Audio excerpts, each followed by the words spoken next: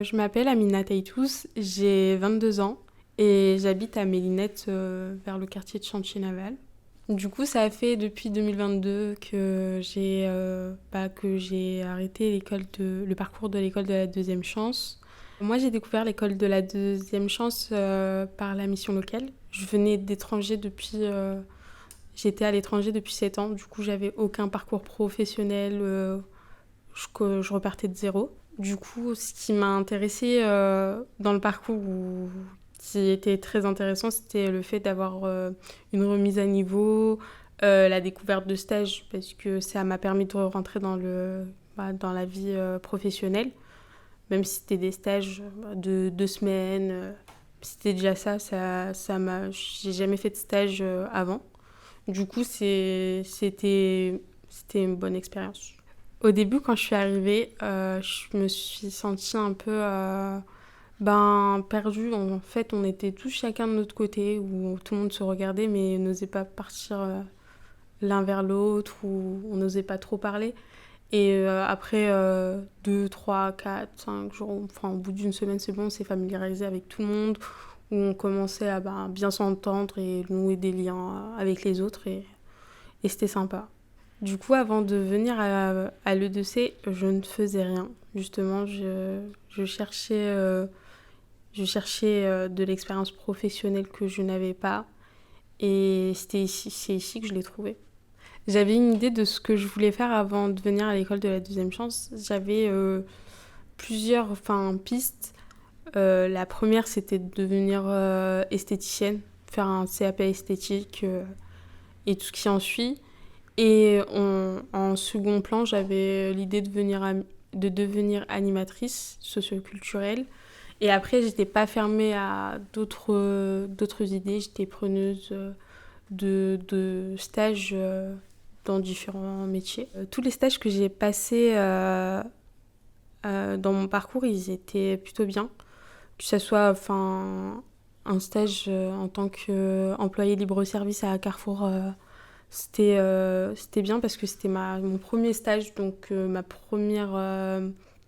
premier contact avec d'autres collègues, où je m'entendais très bien avec eux. Puis par contre, le stage qui a été déterminant pour mon parcours, c'était celui que j'ai eu en tant qu'animatrice périscolaire avec Léo Lagrange à l'école Fontenay, où c'était le plus long stage que j'ai eu. Et du coup, ça m'a confirmé mon projet en tant de devenir animatrice. Au niveau parcours que ce soit remise à niveau, accompagnement à la recherche de stage ou recherche de stage, ou tout ce qui est en Suisse, j'ai pas eu de difficultés. Les difficultés que j'ai eues, moi, lors de mon parcours, c'était plutôt des difficultés personnelles, où je trouvais pas, par exemple, j'étais à moitié mise à la rue par la personne chez qui j'étais pendant mon parcours. Et du coup, grâce à on va dire, l'assistante sociale de l'E2C, j'ai pu trouver un logement où j'y suis encore au jour d'aujourd'hui. Et c'est très bien ça. Déjà, si je devais dire à quelqu'un d'y venir, je lui dirais de foncer, parce que si vraiment une personne ne sait pas où aller, ni ce qu'elle veut faire plus tard, si vraiment que c'est le bon endroit, parce que avec les différents stages qu'il y a, déjà ça te permet de plus t'orienter sur quelque chose que tu vas plutôt aimer, et découvrir des métiers que tu ne sais pas que tu vas aimer. Tu te retrouves malgré toi en train de kiffer ce que tu fais. Si je devais décrire aussi l'école de la seconde chance, c'est qu'il y a de la bonne entente. En vrai, de vrai, c'est c'est un global. C'est la bonne entente qu'on a entre nous en tant que tous stagiaires. Au jour d'aujourd'hui, j'ai encore contact avec tout le monde. Pourtant, ça fait des années que j'y suis plus. Et je fais encore des soirées avec certaines il y a 2 jours, ou des trucs comme ça. Je m'entends très bien avec tout le monde. Après aussi, les accompagnements qu'il y a ici, qu'ils y proposent aussi, sont très intéressants. Comme je dis, ben, ça m'a permis de sortir d'une galère. Et aussi, ben, c'est très intéressant. Moi, je dis que ben, on peut pas y regretter d'être passé ici en vrai. Savoir-être, bah, je suis plus sociable, puisque j'étais moins sociable parce que je venais d'étrangers.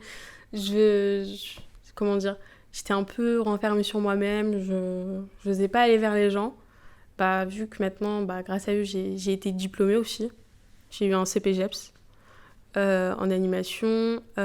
Du coup, bah, qui dit animateur dit bah, plus sociable, plus avenant, plus tchatcheur. Ben, ici, ils ne proposent pas que du travail, des recherches de stage. C'est pas tout le temps focalisé sur du sérieux, sérieux, sérieux.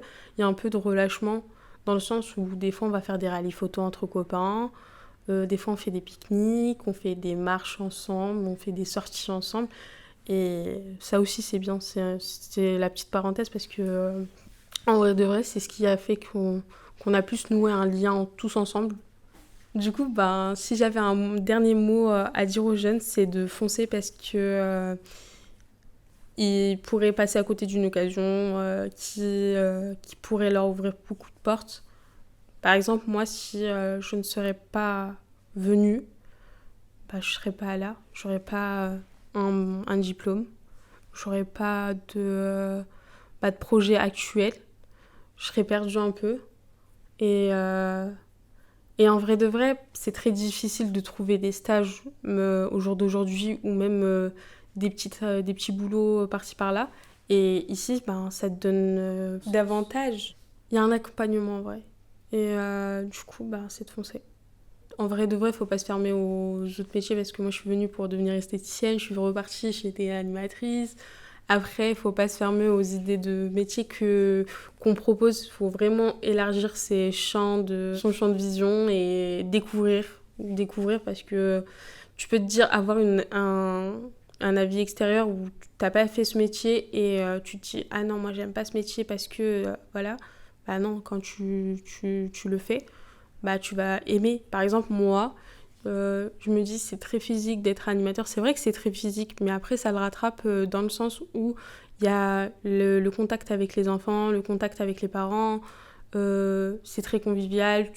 C'est vivre avec eux, mais les accompagner, les insérer à la vie active un peu, leur donner un peu leur indépendance. Et du coup, ça rattrape le fait que c'est très physique et que j'aime pas un peu courir, faire le sport. Mais bon, c'est pour ça que je dis qu'il ne faut jamais fermer ses champs de vision et découvrir ce qu'on propose, quoi.